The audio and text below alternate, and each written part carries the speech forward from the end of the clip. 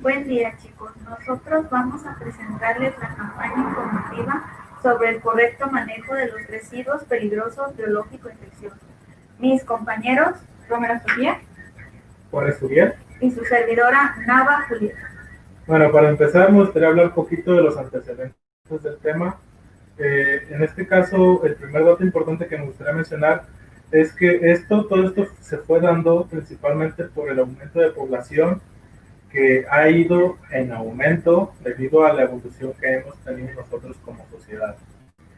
La OMS nos menciona que los establecimientos de salud, las instituciones de salud, son las encargadas principalmente de resguardar la salud pública y ellos la hacen de dos maneras, de manera directa y de manera indirecta. La manera directa es cuando ellos están tratando al paciente y la indirecta es cuando ellos utilizan herramientas o protocolos para mantener la salud pública, en este caso utilizando la norma, que por ahorita posteriormente les voy a mencionar, para resguardar los residuos biológicos, los residuos peligrosos biológicos infecciosos y no estén al alcance de la sociedad y puedan causar algún daño. Principalmente, o el dato ahora sí más relevante en cuestión a los antecedentes, es que todo esto surge debido a que en los años 80 se hizo popular y se propagó lo que viene siendo la enfermedad del SIDA. Ustedes sabrán que esta enfermedad generó mucho odio, porque siento que no hay otra palabra de mencionarlo, a las personas que lo tenían. Era tal que se generaba una discriminación a estas personas por desconocimiento al cómo era que uno se podía contagiar de esta enfermedad. En ese entonces se creía que con solo tocar a las personas, darles un beso en el cachete, uno ya estaba contagiado y pues la verdad es que se trataba mal a la gente. Esto orilló a Estados Unidos, debido a la presión que se ejerció tanto política como social, a generar una norma para cuidar los residuos que salen de los hospitales, ahora sí que a la sociedad, al público, cuidar a la gente, creando lo que viene siendo el Acta de los Desechos Médicos. México, al tener a un país tan grande del primer mundo como lo es Estados Unidos, elaboró una norma a su semejanza para protegernos a nosotros, a nuestra sociedad, y crearon lo que viene siendo la primera norma llamada la NOM 087 ECOL de 1995, que dejó de funcionar en el año 2003, pero fue sustituida por la 087 Semarnat SSA1 del 2002. ¿Por qué fue sustituida? En un momento se los voy a explicar. Solo se le hicieron unos ligeros cambios a la norma, los cuales, bueno, les mencionaré un momentito más. ¿Qué es un residuo? Nosotros debemos conocer la definición de residuo. En la pantalla les voy a mencionar tal cual viene referenciada en la Ley General del Equilibrio Ecológico y de Protección Ambiental, cómo se define. Yo de manera breve solo les puedo decir que es cualquier material que se generó mediante un proceso y a su vez tiene ya sea una función de extracción, beneficio, transformación, que al momento que deja de realizar esa función pasa a ser un residuo. Nosotros tenemos, yo qué sé, botes de refresco y su función principal es contener el líquido, la sustancia que nos vamos a tomar, y nosotros podemos decidir conservar el bote, volverlo a rellenar de alguna otra sustancia y darle otra utilidad y ya no es un residuo. En el momento que nosotros consideramos que ya no puede dar una función, ya es un residuo. Esa es básicamente la definición.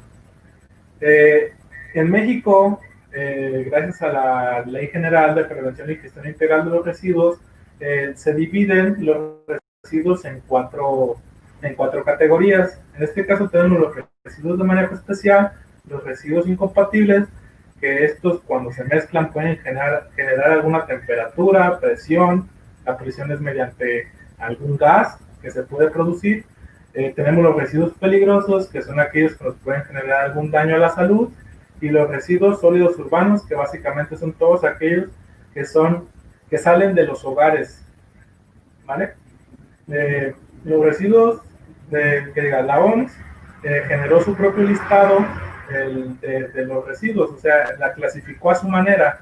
Y la siguiente es esta: los desechos infecciosos, desechos anatomopatológicos, los objetos punzocortantes, los productos químicos, productos farmacéuticos como lo pueden ser los medicamentos, los desechos genotóxicos, desechos radiactivos y los desechos no peligrosos, que volvemos a lo mismo, son aquellos que generalmente salen de los hogares. Un RPBI, importante saber su definición, es aquel que es generado en las instalaciones de salud que contiene un agente biológico infeccioso y este puede generar un efecto nocivo a la salud y al ambiente. Remarqué lo que es la palabra agente biológico infeccioso porque tiene una definición muy interesante, la cual es cualquier microorganismo que es capaz de producir alguna enfermedad en un ambiente propicio, en un hospedero susceptible y en presencia de una vía de entrada. ¿Qué quiere decir? Nosotros podemos tener una muestra de orina o de, bueno, mejor de excremento es la palabra, que tiene algún parásito y al momento que alguien por accidente toca y no se lava las manos y come, se puede enfermar de este parásito. Este parásito ya es un agente biológico infeccioso, ya que nos puede causar alguna enfermedad. Podemos tener posteriormente alguna diarrea dependiendo del parásito, o puede ser mucho peor, ¿vale? Esta imagen es el símbolo universal para reconocer a un RPBI. Cuando nosotros vemos esta imagen en alguna puerta, en algún hospital, es importante que tengamos en mente que es de peligro, ten cuidado, si te vas a acercar, por favor hazlo de la manera correcta. La manera correcta, posteriormente mis compañeros se los van a decir, pero obviamente es entrando con algún material que nos cubra como mínimo. Un cubrebocas que ahorita es popular por la pandemia, pero bueno, es un ejemplo X. Modificaciones en la norma. Les había mencionado que hubo dos normas. La primera que fue en 1995 y posteriormente se actualizó y se hizo la del 2002. ¿Qué modificaciones hubo? Hubo residuos que eran considerados RPBIs que posteriormente dejaron de serlo. ¿Como cuáles? En este caso están las torundas y las gasas, que con manchas nada más, antes sí eran RPBIs. Ahora, si tú tienes una torunda con una manchita seca de sangre, ya no se considera un RPBI. Se puede tirar o desechar en basura común. Material de vidrio, todo material de vidrio que se utilizaba, como lo que son los tubos de ensayo para realizar algún análisis clínico, de igual manera se consideraba un RPBI. Ahora simplemente es cosa de hacerle una adecuada desinfección y listo. Lo que son las muestras de orina y excremento, todas las que llegaban a los laboratorios clínicos se consideraban RPBIs y después de utilizarlas para su análisis se manejaban de la misma manera. Con el tiempo, pues sí, en ese intervalo que hubo de cambio, se dieron cuenta que estas muestras, nosotros en nuestras casas las manipulamos de una manera cotidiana al entrar al baño. Y pues era como un poco contradictorio que en nuestras casas los manejemos de una manera tan libre, o sea, sin cuidados, y acá nosotros en un hospital sí tengamos que tener que usar las medidas de seguridad que ahorita nos van a mencionar. Así que estos residuos solo se consideran RPBI una vez que es comprobado que tienen un agente biológico infeccioso. Mientras, pues, simplemente tratarlos con cuidado porque siguen siendo ajenos a nosotros, no es mi muestra. Y por último, los tejidos en formol. Estos tejidos igual se consideraban RPBIs y se tenía sumo cuidado. En la actualidad nosotros sabemos que estos ya están de alguna manera inactivados y ya no presentaban un peligro para la salud, así que ya no se consideraban. Como dato interesante, podemos decir que este cambio principalmente se hizo porque era un golpe duro que se le daba económicamente a los hospitales, debido a que ellos tenían que pagar ahora por un servicio externo que se encargara de la desinfección de estos residuos y estas empresas externas pues les iban a cobrar. ¿Cuál es el dato? Que en promedio se gasta de 6 a 23 pesos por kilo. Abonando a esto, tengo estos dos autores. Acurio en 1998 nos menciona que un paciente que tiene su cama en un hospital al día genera 3 kilos de residuos, donde de esos 3 kilos, 0.5 kilos son RPBIs. Y Montiel en el 2013, más actualizado, dice que todo aquel paciente que se encuentre en cama y al día genera 1.5 de RPBIs al día. Así que, juntando la información, pues imagínense 100 pacientes de a 1.5 kilos al día y a 26 pesos la bolsita, pues sí era un gasto pues relevante en la economía de los hospitales. Los residuos peligrosos biológico-infecciosos tienen que ser clasificados de acuerdo a la norma oficial mexicana NOM 087 en el punto 4. Los residuos van a ser los siguientes: la sangre, los cultivos y cepas de agentes biológico-infecciosos, los residuos patológicos, los residuos no anatómicos y los objetos punzocortantes van a ser considerados residuos peligrosos biológico-infecciosos. Cabe señalar aquí de que es importante saber en qué áreas se originan estos residuos peligrosos biológico-infecciosos. Como por ejemplo tenemos que en la sangre tenemos que esta va a ser generada en los laboratorios clínicos, en bancos de sangre, quirófanos y urgencias. Los cultivos y cepas de agentes biológico-infecciosos, estos van a ser generados principalmente en los laboratorios de microbiología y en centros de investigación. Para los patológicos, tenemos que estos van a ser generados en los laboratorios de patología, en los laboratorios clínicos y en quirófanos. Para los residuos no anatómicos vamos a tener que van a ser generados en bancos de sangre, en laboratorio clínico e urgencias. Para el último, que son los objetos punzocortantes, estos pues van a ser más generados más continuamente, ya que estos van a estar en bancos de sangre, en tomas de muestra y en laboratorios clínicos. ¿Cuál es la importancia de clasificar estos RPBI? Bueno, esta es una parte fundamental, ya que con esto evitamos el riesgo de que la persona se pueda contagiar y principalmente disminuimos lo que viene siendo la contaminación de nuestro medio ambiente. Nosotros ya vimos lo que viene siendo los generadores de estos residuos peligrosos biológico-infecciosos. Ahora vamos a ver los establecimientos donde se generan. Estos establecimientos están relacionados con los servicios de salud y la atención médica, por lo que estos establecimientos tienen que ser fijos, móviles, sociales, públicos o privados. La NOM 087 nos divide estos establecimientos en 3 niveles.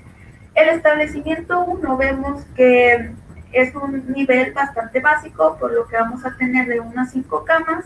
Esta se va a realizar de 1 a 50 muestras al día, por lo que no vamos a tener no se va a generar mucho RPD. Para un nivel 2 estamos hablando de un nivel intermedio que ya estamos contando de 6 a 60 camas. Vamos a realizar de 51 a 200 muestras al día y vamos a generar de 25 a 100 kilogramos de RPBI al mes. Ya en un nivel 3 estamos hablando de un nivel ya bastante mayor, con más de 60 camas, que realizamos más de 200 muestras y que generamos más de 100 kilogramos al mes de RPBI. Todo esto se lleva unas operaciones, que eso es el manejo de RPBI. Este manejo va a ser la identificación, el envasado, el almacenamiento, la recolección y transporte, el tratamiento para así llegar a su disposición final. En la identificación, se va a clasificar luego de que nosotros ya generamos el residuo. Se clasifica de acuerdo a su estado físico. Como vemos en la sangre, nosotros vamos a clasificarla a sus derivados, a sus componentes, como viene siendo células hematopoyéticas o células madre. En los cultivos y cepas de agentes biológicos infecciosos van a ser los cultivos en los que nosotros estamos generando ese agente peligroso, y vamos nosotros también a tener lo que viene siendo el material con que se inoculó o se transfirió ese agente. En los patológicos nosotros vamos a tener lo que viene siendo los tejidos, los órganos que se extirparon en necropsia, también así como los cadáveres, que estos fueron realizados en bioterios, que se les inoculó a estos animalitos pues un agente patológico, ¿no? En los residuos no anatómicos vamos a tener lo que viene siendo los materiales de curación y materiales desechables. Estos son materiales que contuvieron un líquido que son de pacientes con o sin sospecha de una enfermedad infecciosa. Para los objetos punzocortantes, que estos pues vamos a estar en contacto con ellos básicamente todo el tiempo, van a ser lo que viene siendo los tubos capilares, las navajas, lancetas, agujas, y excepto material de nivel. Después de que se procede nosotros a la identificación, sigue el envasado. En el envasado nosotros, la NOM nos clasifica este envasado de acuerdo a su clasificación y el estado físico y su posterior tipo de envase. Como aquí lo vemos en la sangre, tenemos que va a estar en un recipiente hermético rojo. En los cultivos de cepas agentes infecciosos vamos a tener que estos tienen que ser depositados en bolsas de polietileno color rojo. Los patológicos tienen que ser depositados en bolsas o recipientes herméticos de color amarillo. Para los residuos no anatómicos van a ser depositados en bolsas o recipientes de color rojo. En los objetos punzocortantes, estos van a estar únicamente en recipientes rígidos de color rojo. Estos dos recipientes que tengo de este lado, estos no se les... Quiero señalar que aquí no se puede almacenar aquí un residuo porque estos simplemente no son para eso. Estas se utilizan para algo más.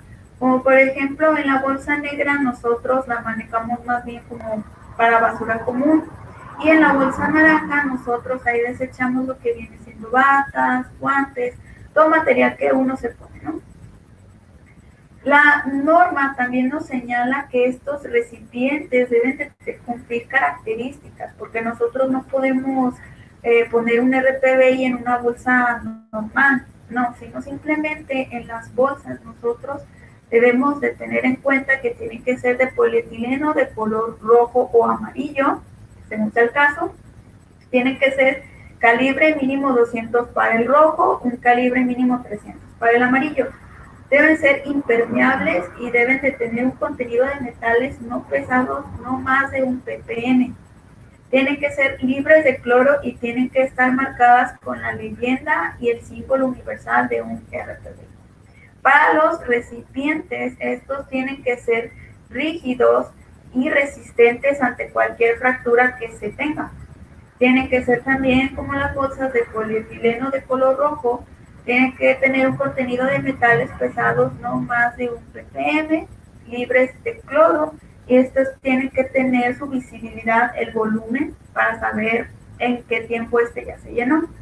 Y como en las bolsas tienen que estar marcadas con la leyenda y el símbolo universal.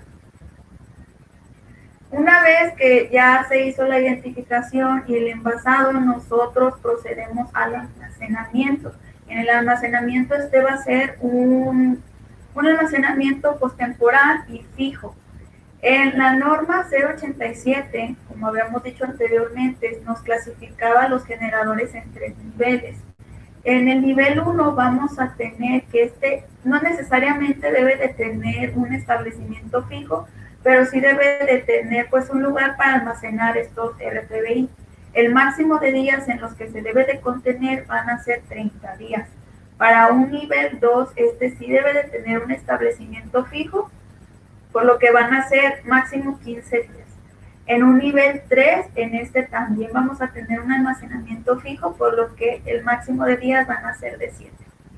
¿Cuáles son las características que deben de tener estos establecimientos? Bueno, la primera es que estos almacenamientos tienen que ser alejados, ya sea de comedores, de salas de pacientes, etc.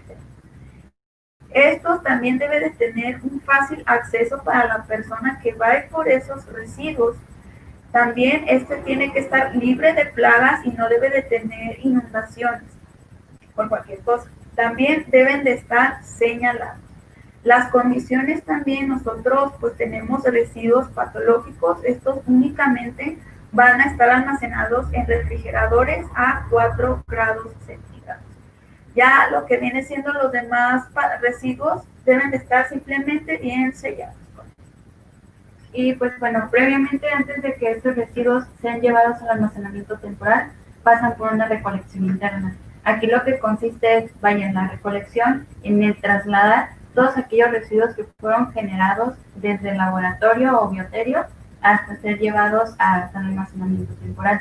Cabe recalcar que esta recolección tiene que suceder todas las veces que sean necesarias durante el día. Esto es dependiendo a el volumen que vayan se vayan generando o se vayan pues tirando. Y cuando al momento de que vayamos a realizar esta recolección, tenemos que realizar y registrar en una bitácora el nombre del generador, el pesaje, el nombre del personal quien está realizando dicha actividad y entre otras cosas. Cabe señalar que también los residuos, las bolsas no deberán de llenarse a una capacidad mayor al 80%, al igual que los envases. Esto es para evitar que exista alguna ruptura de la bolsa y para que pueda cerrar completamente este contenedor, ya que estos contenedores no pueden estar abiertos, pues es que puede ser peligroso. Un punto también muy importante que nos habla en la norma 087 es de que se debe preestablecer una ruta y un horario al momento de trasladar estos residuos. Esto es para evitar que estos residuos pasen por salas de espera, de comedores y salas de pacientes. También debemos estipular un horario. ¿Por qué? Porque no podemos pasar con estos residuos por los pasillos a la hora de la comida de los pacientes. Requisitos sanitarios del equipo de protección personal. Aquí el personal que va a estar encargado de realizar estas dichas actividades debe estar o debe tener previamente un conocimiento y una capacitación al momento de realizar esto, porque esto es para poder garantizar la salud de los trabajadores, de los pacientes, población en general e incluso al medio ambiente. ¿Qué debe saber principalmente la persona que realiza estas dichas actividades? Pues bueno, principalmente debe estar totalmente capacitado al momento de realizar este manejo, conocer los distintos envases para cada tipo de residuos, los riesgos que implican o que implican su trabajo, los tipos de riesgo que genera la unidad médica, los tipos de residuos, ya sea medicamentos caducos, RPBI, residuos municipales, sustancias químicas, entre otros. También el procedimiento para la recolección y cómo usar correctamente el equipo de protección personal. Pues bueno, el equipo de protección personal básico son lentes de seguridad, guantes desechables, copia, cubrebocas, botas impermeables, e incluso en algunas ocasiones se utilizan uniformes completos desde la gruesa, careta y cubre zapatos. Cabe señalar también que es muy importante que si nosotros vemos alguna bolladura, alguna ruptura o alguna rotadura de nuestro equipo, tiene que estar, tenemos que cambiarla y cabe señalar también que los guantes desechables no deberán de lavarse. ¿Ustedes conocen qué es un tratamiento a un RPBI? Pues bueno, un tratamiento a un RPBI son métodos tanto físicos como químicos que se someten estos residuos para poder garantizar la eliminación de los microorganismos, ser asépticos de estos residuos para ser llevados a su disposición final. Se clasifican en dos, son los internos y los externos. Los métodos internos son los que suceden dentro de las unidades médicas y los externos son los que suceden fuera de la unidad médica. Estos tratamientos externos son llevadas a cabo por empresas ya autorizadas que se encargan de inactivar estos residuos. Existen 4 tipos de inactivaciones. Tenemos la incineración, microondas, la química y la de calor húmedo.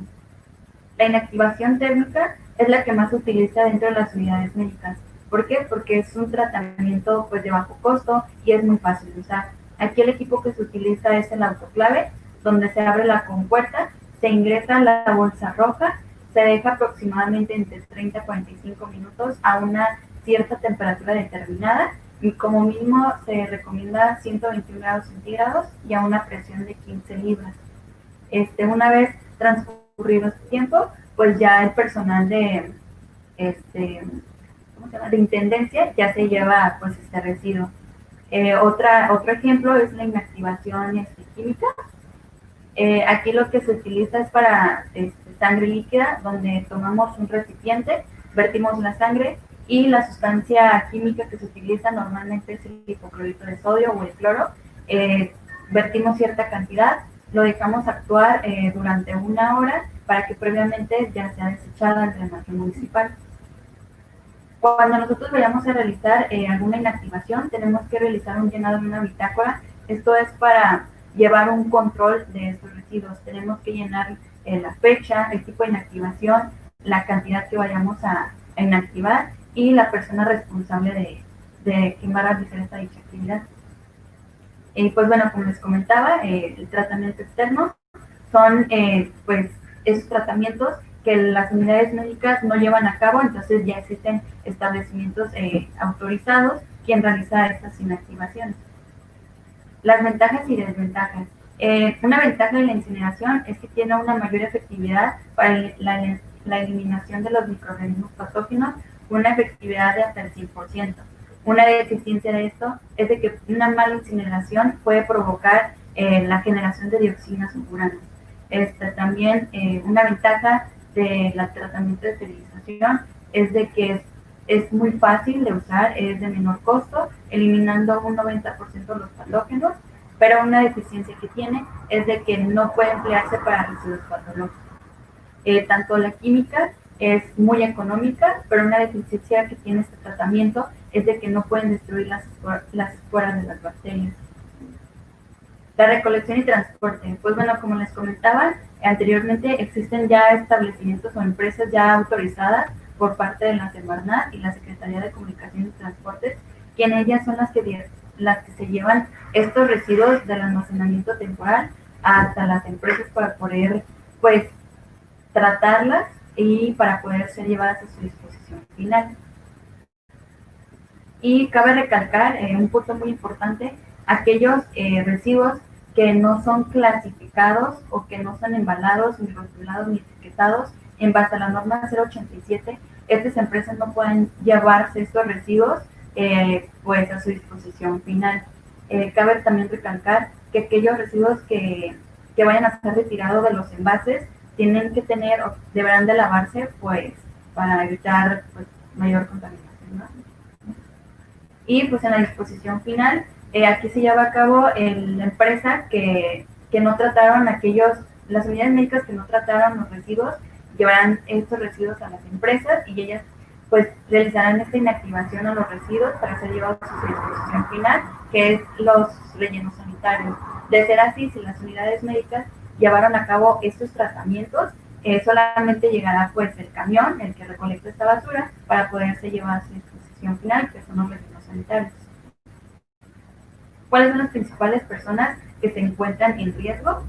Pues bueno, principalmente las personas que se encuentran en mayor riesgo son médicos y cirujanos, paramédicos, enfermeras, camilleros, personal de quirófano, personal de limpieza, laboratoristas clínicos y de investigación, peritos y recolectores. Básicamente todo. Sí. Y bueno, ya nada más para finalizar, yo puse estas últimas 2 diapositivas como consideraciones especiales, debido a que yo pienso que el mayor número de público que nos va a ver van a ser compañeros, estudiantes. Con suerte vamos a tener trabajadores que están ejerciendo la labor de estar en algún hospital clínico. Y bueno, esta información básicamente es del manejo que se realizó en hospitales de allá de Nayarit, donde se les hizo un estudio de cuánto cumplían con la norma, la 087 de 2002, donde la gente, como nosotros, algún día vamos a estar, los practicantes, los del servicio social o gente de nuevo ingreso, sacó solamente un 46.3% de cumplimiento. El resto del porcentaje fueron puras fallas que ellos cometieron al momento de manejar adecuadamente este tipo de residuos. De igual manera, se evaluó a las personas que ya tienen mucho tiempo laborando, que son encargados de los laboratorios, y ellos sacaron un 99.5%, o sea, nada mal. También de igual manera, en este mismo reportaje, artículo, perdón, ellos calificaron lo que viene siendo el almacenamiento, el almacén donde se va a mantener los residuos temporalmente, en lo que llega la empresa recolectora de estos, y sacaron un 66.7% de cumplimiento en el almacén. ¿Cuáles fueron los errores que nos señaló el artículo? Menciona que los envases en el lugar estaban abiertos o posiblemente el almacén era utilizado de manera incorrecta como para guardar alimentos, usaban ropa, y esto obviamente pues es peligroso y no se puede, no es algo que se pueda tolerar.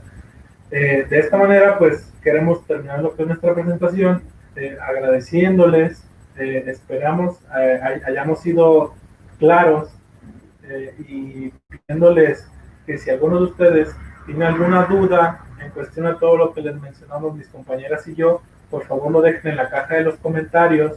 Nosotros estaremos en todo momento al pendiente de esta caja de comentarios para poder resolver sus dudas.